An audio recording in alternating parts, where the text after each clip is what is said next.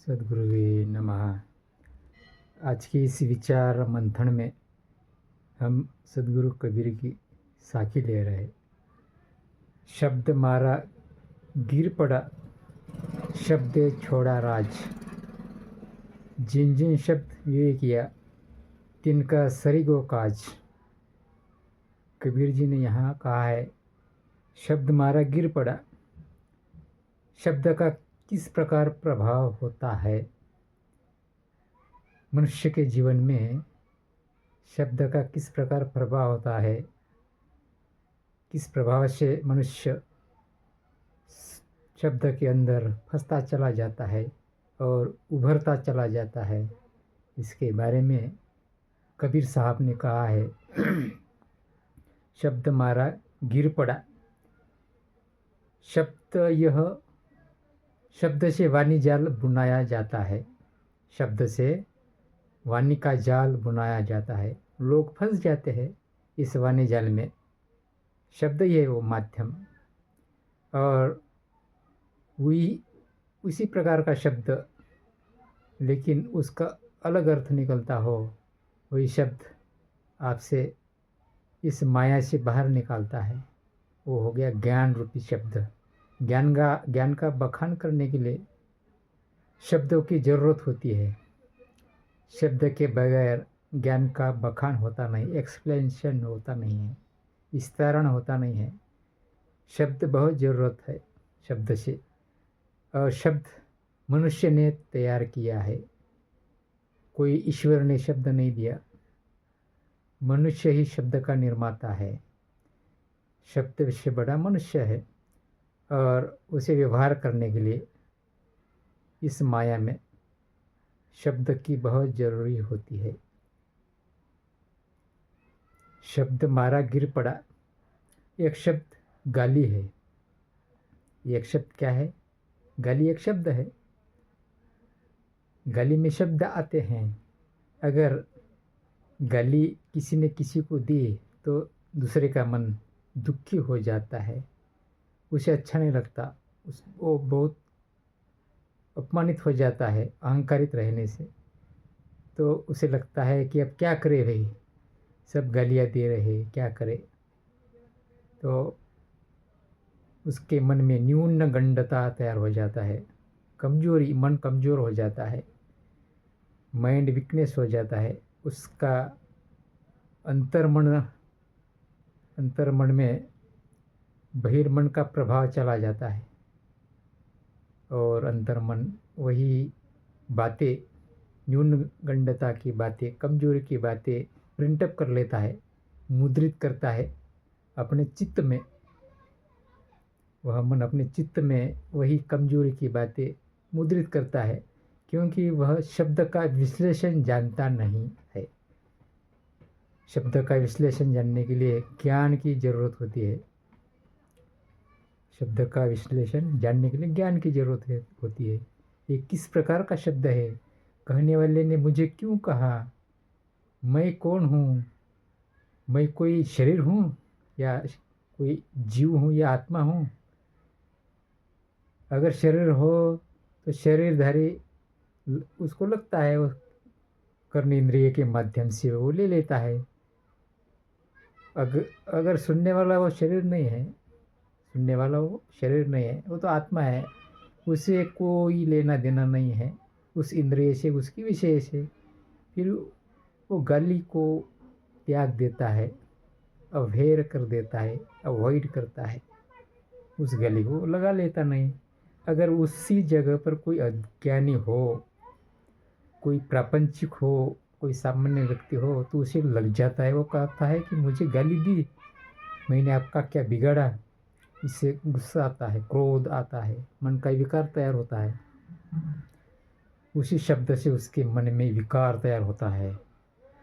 पहले न्यूनगंडता तैयार होता है, कमजोरी मन की। मन को लगता है मैं क्या कमज़ोर हूँ, तो तभी उसके मन में क्रोधाग्नि बढ़ जाती है, और उस सामने वाले को मार देता है या वो खुद मर जाता है। वो उसी क्रोध की लार में सामने वाले को मार देगा या खुद मर जाता है। किस शब्द के, वो अज्ञान भरे शब्द के मार से,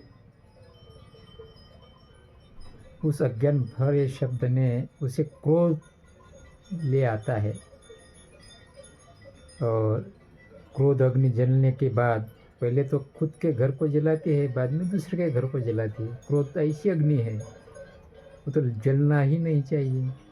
ये एक शब्द से हुआ, और वो दूसरे को मार डालेगा या खुद मर जाएगा या किसी को हानि पहुंचाएगा।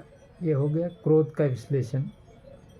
किस कैसा क्रोध हुआ कि शब्द की वजह से, शब्द के वजह से, शब्द मारा गिर पड़ा, दूसरे ने शब्द बक दिया और ये इसको लग गया। प्रपंच में ऐसा होता है। ऐसे शब्द वो दे रहा है, आप क्यों लेते हो? वो अगर अच्छी बातें दे तो लेना चाहिए, अगर बुरी बातें अगर दे रहा तो लेना नहीं चाहिए। वो बातें उसके पास ही रहेगी, वो गाली उसके पास ही रहेगी। अगर कोई आपको अच्छी चीज़ें दे रहा है तो ले लेना चाहिए। आप बुरी चीज़ें क्यों लेते हो? गाली जो है ये बुरी चीज़ें हैं। अगर किसी ने गाली दी तो गाली को झूर से गुना कर देना। तो झूरो गुने झूरो ही होता है, उसका उत्तर झूरो ही आता है। जीरो मल्टीप्लाई जीरो, तो उससे जीरो से मल्टीप्लाई कर देने का, गुना कर देने का, वो जीरो ही हो जाता है। वो लेने का नहीं, उसको अवॉइड कर देने का। तो इस प्रकार जो कोई देता है उसको विवेक से, विचार से ग्रहण करना चाहिए। सद्गुरु कहते हैं, शब्द मारा गिर पड़ा। बहुत सारे इस प्रपंच में अपने दिशा को छोड़कर अवदिशा चले जाते हैं, किसी के शब्द से गिर पड़ जाता है। कोई पाखंडी साधु हो, अपने वाणी जाल में फंसा लेता है, गिर पड़ जाता है। जैसा शिकारी तीतर और बटेर को शब्द से फंसाता है और उसके जाल में फंस जाते हैं, उसी प्रकार साधक को चाहिए कि हमें सावधान रहना चाहिए। जो आ रहा है उसको परीक्षण करना चाहिए कि मुझे गाली से कोई लेना देना नहीं है, मुझे गाली लगती नहीं है, मैं गाली का क्या करूं? गाली कोई संपत्ति नहीं है, ऐसा करके उसे छोड़ देना चाहिए। कबीर जी कहते, शब्द मारा गिर पड़ा, शब्द छोड़ा राज। दूसरे पंक्ति में कबीर जी कहते हैं,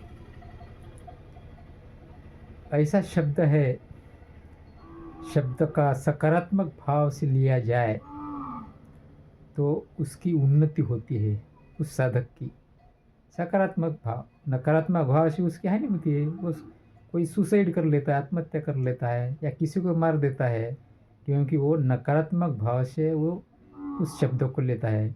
अगर उस शब्द को सही भाव से, सकारात्मक भाव से लिया कि ये तो शब्द है, मुझे किस प्रकार रहना चाहिए, मेरी तो गलती तो नहीं हुई है, क्या मेरी गलती हुई है करके मुझे गाली दे रहा है।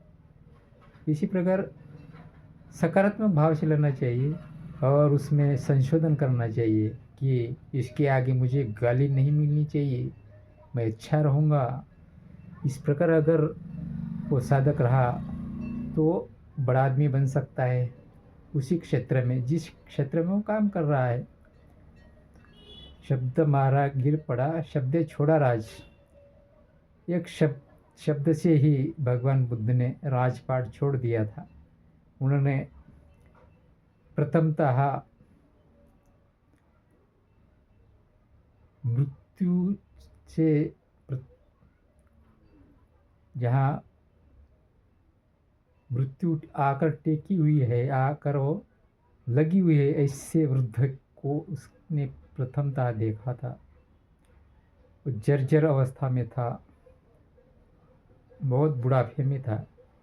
जैसे कि के सामने मृत्यु आकर खड़ी हो गई, उसका अंतिम काल आकर खड़ा हो गया और भगवान बुद्ध सिद्धार्थ ने देख लिया कि उसने कभी देखा नहीं था कि मनुष्य इस प्रकार हो सकता है, इस जर्जर अवस्था में पहुंचता है। जर्जर इस शब्द से उसके मंत्री ने कहा सिद्धार्थ कि हाँ, मनुष्य इसी अवस्था से गुजरता है, आगे उसे इसी जर्जर अवस्था से गुजरना पड़ता है। यह जर्जर अवस्था, जर्जर इस शब्द ने भगवान बुद्ध को सोचने पर विवश कर दिया। वो हो गया एक शब्द। और आगे चलकर 4 कंधों पर एक किसी मृत व्यक्ति को दफनाने के लिए ले जा रहे थे। सिद्धार्थ ने कहा कि ऐसा ही होता है, मनुष्य ये 4 कंधों पर क्यों जा रहा है? मंत्री जी ने कहा ये उसकी अंतिम अवस्था है, उसके शरीर की, उस शरीर में से उसका प्राण का उत्क्रमण हो गया है, वो उसका जीवन उस शरीर में से चला गया है और ये अंतिम अवस्था है शरीर की। ऐसा ही होता है इस माया में। क्या शरीर की अंतिम अवस्था है मृत्यु? हाँ, मंत्री ने कहा ये शरीर की अंतिम दशा मृत्यु है, शरीर को छोड़कर चला जाना पड़ता है। इस 4 लोगों के कंधों पर, और शरीर की अंतिम अवस्था मृत्यु इस शब्द से सिद्धार्थ को सोचने पर विवश कर डाला। रोगी को देखता है, रोगी अपने चेहरे पर दुखता से भरा हुआ, विखंडता से भरा हुआ चेहरा लेकर उसके सामने से जाता है सिद्धार्थ के कि ये ऐसा क्यों जा रहा है, इसको ऐसे क्यों पकड़ के ले जा रहे हैं? इस मंत्री जी कहते हैं कि ये बीमार है, विकारग्रस्त है, व्याधिग्रस्त है। शरीर को व्याधि ही आती है, व्याधि भी आती है। हाँ, शरीर को व्याधि ही आती है क्योंकि शरीर परिवर्तनशील है, बदलता रहता है, व्याधिग्रस्त होता है और ये टिकने वाला नहीं है। और व्याधि इस शब्द ने सिद्धार्थ को सोचने पर विवश कर दिया कि यहाँ सब तो दुख ही दुख है।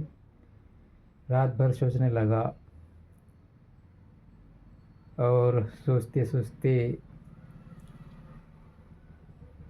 उसने ठान लिया कि ये माया दुख भरी है, माइक है, दुखदाई है और इस पर विजय प्राप्त करने के लिए मुझे कहीं दूर जाना होगा, सुख के खोज के लिए।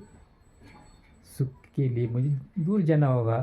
किस प्रकार सुख का संशोधन हो जाएगा, इस प्रकार शब्द ने ही सिद्धार्थ को सोचने पर विवश कर दिया और राजपाट छोड़कर सिद्धार्थ चले गए। और सिद्धार्थ पर राजसुपुत्र होने से उस वक्त एक बवाल आ गया था पानी वाटप के लिए, पानी देने के लिए उस दूसरे राज्य में। इसलिए उसको लगा कि ये प्रपंच सब दुख भरी है, दुखदाई कहानी वाला है, दुख का महासागर है, मुझे इस दुख से जीतने के लिए कहाँ जाना चाहिए वो सोचने लगा। और उन्होंने अपने पत्नी से कहा, यशोधरा जी से, कि मैं सुख के खोज के लिए जा रहा हूँ। कहाँ कर गया? बच्चों को भी छोड़कर गया कि मैं अब जा रहा हूँ बेटा, मुझे सुख के लिए जाना चाहिए। और तभी सिद्धार्थ जंगल की ओर बढ़ने लगे। किस प्रकार हो? एक शब्द के प्रभाव से, कबीर जी यहाँ शब्द का प्रभाव बताते हैं। शब्द मारा गिर पड़ा, शब्द छोड़ा राज। यहाँ भगवान, यहाँ सिद्धार्थ, राजपुत्र सिद्धार्थ अपना राजपाट छोड़कर वनगमन करता है और कुछ सालों बाद उन्हें ज्ञान की प्राप्ति होती है और वो सिद्धार्थ से भगवान बन जाते हैं, तथागत बन जाते हैं। तो वही शब्द है तथागत बनाने वाला, भगवान बनाने वाला। और एक शब्द है मनुष्य को पशु बना देता है, मृत्यु तक स्वीकारने में वो आगे पीछे नहीं देखता, आत्महत्या कर लेता है। उसी अलग प्रकार के शब्द होता है, वो भी एक शब्द होता है। ये शब्द वाणी का जाल बुनने के लिए शब्द एक माध्यम है। कबीर जी कहते हैं शब्दों को पहचानो, शब्दों को जानो, आप कहीं फंसो मत, परीक्षण करो, पारखी बनो। प्रत्येक क्षण, हर पल आप पारखी बनो, सजग रहो कि मैं किसी गलती में तो फंस रहा नहीं, किसी को गाली तो नहीं दे रहा, मेरे बोलने से कोई दुखी तो नहीं हो रहा, मेरे इस कर्म से कोई दुखी तो नहीं हो रहा।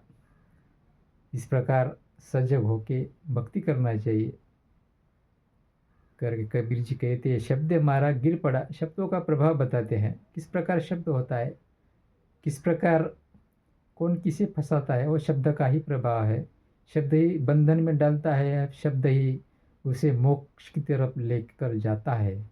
ये शब्द की महिमा कबीर जी ने इस साखी के माध्यम से हम साधकों को बताया है। शब्दे मारा गिर पड़ा, शब्दे छोड़ा राज, जिन जिन शब्द विवेक किया, जिन लोगों ने, जिन साधकों ने, जिन संतों ने, जिन साधु ने, जिन मनुष्यों ने शब्द का विवेक किया, पृथक्करण किया, परीक्षण किया कि ये शब्द कैसा निर्माण हुआ, ये शब्द अज्ञान परक है या ज्ञान परक है, ये शब्द मेरे लिए कितना उपयोगी है, फायदेशीर है, मैं कितना इसे इस्तेमाल करूं, ये समाज के लिए कितना घातक है और कितना हानिकारक है, इसका जो विवेक करता है ये मेरे कल्याण में तो बाधा नहीं लाने वाला है, ये मेरे मुक्ति में बाधा तो नहीं लाने वाला है, क्या ये मेरे मोक्ष में बाधा लाएगा। इस प्रकार उससे परीक्षण करना चाहिए, आत्मविवेक करना चाहिए, कसौटी में परखना चाहिए उस शब्द को। जिन जिन शब्द विवेक किया, तीन का शरीर को काज, काज का मतलब होता है उद्देश्य। जिन साधकों ने शब्द का विवेक कर लिया, चिन्ह लिया, परीक्षण कर लिया, परख लिया, उनका उद्देश्य सफल हो गया समझो। उनका काज जो है, यहाँ आने का काज, इस जन्म में आने का काज, इस मनुष्य लोक में आने का काज यानी कारण, यानी उद्देश्य, उसमें उसको सफलता मिल गई ऐसा समझो। उनका शरीर को काज, उसका जो काज है उसका काज वो जान लिया, समझ लिया, परख लिया और वो उसके स्वरूप स्थान में स्थित हो गया, सहज समाधि में लीन हो गया, उसका जो उद्देश्य है पूरा हो गया। उनका शरीर को काज, उनके पास कोई कारण नहीं रहता, वो कारण मुक्त हो जाता है।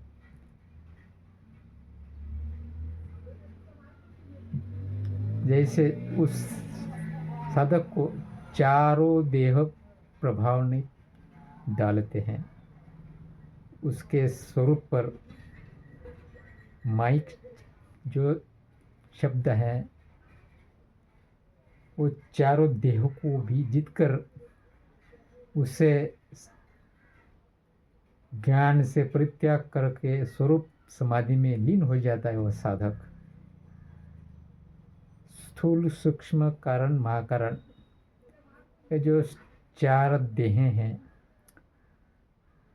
ये चार देहें वो सहज पार कर लेता है और अपने सहज स्वरूप की समाधि में लीन हो जाता है। कबीर जी कहते हैं शब्दे मारा गिर पड़ा, शब्दे छोड़ा राज, जिन जिन शब्द विवेक किया, उनका शरीर को काज।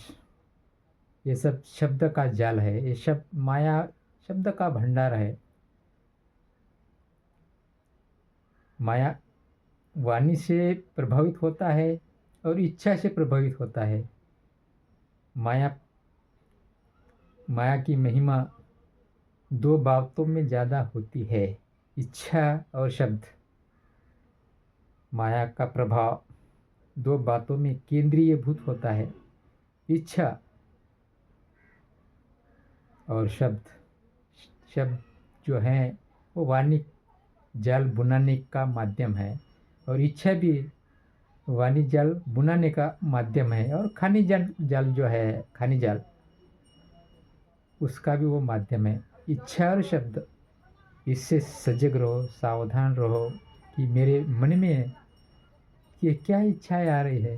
इच्छा शून्य हो गया, वासना शून्य हो गया, विचार शून्य हो गया, समझ लो कि आपको अपनी गद्दी मिल गई, समझो। इस प्रकार कबीर जी हमें इस साखी से कहते हैं कि तुम परखो, जानो शब्द का प्रभाव, शब्द का क्या महिमा है। उस प्रकार अपने आचरण सुधारो, रहनी में रहो और अपना जो उद्देश्य है वो प्राप्त कर लो।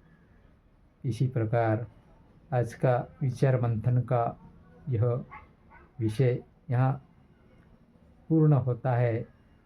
सद्गुरुवे नमः। साहेब बंदगी।